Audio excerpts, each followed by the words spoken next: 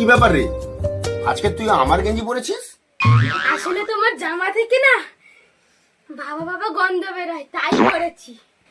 ও আচ্ছা, যাক ভালো। তা তোর মায়ের কাপড় জামা থেকে কেমন গন্ধ বেরোয়? মায়ের কাপড় জামা থেকে গোবর গন্ধ বেরোয়। ও আচ্ছা আচ্ছা আচ্ছা, বেশ ভালো। তা আরো কিছু বল, আরো কিছু বল, আরো কিছু বল, ভালো লাগছে। কি বলবো, তুমি কোথাও ঘুরতে টুরতে নিয়ে যাও না? এবছর ঠিক আছে, তোকে পয়লা বৈশাখে দক্ষিণেশ্বর ঘুরতে নিয়ে যাব, ঠিক আছে? আমি কোনো জায়গায় ঘুরতে যাবো না। কি ব্যাপার রে, এই তো বললি গেঞ্জিটা পরলে বাবা বাবা গন্ধ বেরোয়, আর এখন আবার ফট করে জামাটা খুলে ফেললি? হ্যাঁ, তোমার গেঞ্জিতে গোবর গোবর গন্ধ, আমি পরবো না, আমি চললাম, আর ঘুরতেও যাবো না।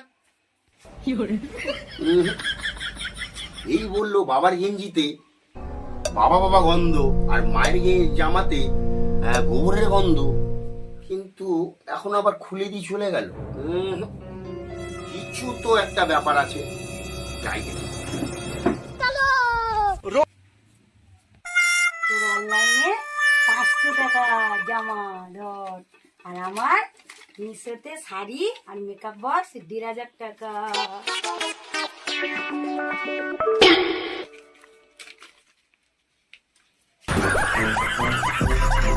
ভাবা যায়।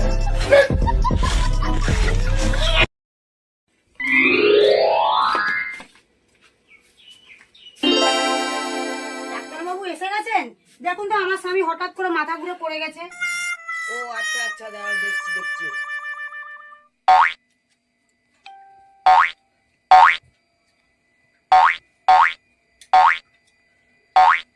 আরে এ তো মরে গেছে, পুরো স্পট ডেট। না ডাক্তারবাবু, আমি তো মরিনি, আমি বেঁচে আছি। তুমি ডাক্তারবাবু টাকা বেশি বোঝো নাকি? এত বড় ডাক্তার হয় কি মিথ্যা কথা বলবে নাকি? ডাক্তারবাবু ওকে একটু ভালো করে দেখুন তো, কেন অজ্ঞান হয়ে গেল? ঠিক আছে, তুমি একটু বাইরে গিয়ে বসো, ওকে একটা ভালো ইনজেকশন দিতে হবে।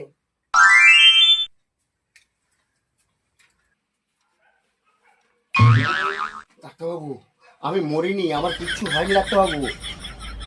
সে তো আমি জানি যে তুমি বেঁচে আছো, কিন্তু অসুস্থ হওয়ার কারণটা কি?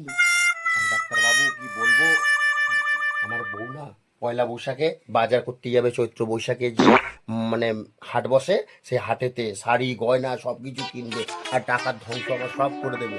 ওর জন্যই না সকাল থেকে একটু নাটক করছিলাম, মাথা ঘোরার ভাঙ করছিলাম, শরীর খারাপের ভাঙ করছিলাম। ও, আমাকে কেনাকাটা করতে নিয়ে যাবে না বলে অসুস্থ হয়ে ভাঙ করছিলে? ঠিক আছে, আজকে ঘরে চলো, অসুস্থ হওয়া কাকে বলে আজকে দেখিয়ে দেবো।